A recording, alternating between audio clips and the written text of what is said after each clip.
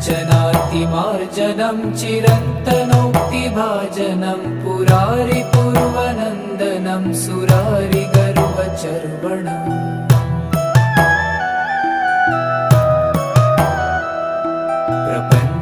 प्रपञ्चनाशभीषणं धनञ्जयादिभूषणं कपोलदानवारणं भजे पुराणवारणम्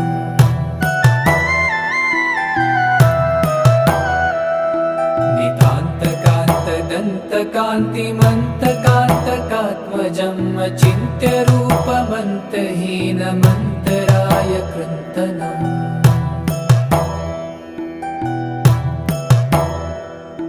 हृदन्तरे निरन्तरं वसन्तमेव योगिनां तमेकदन्तमेव तं विचिन्तयामि सन्ततम्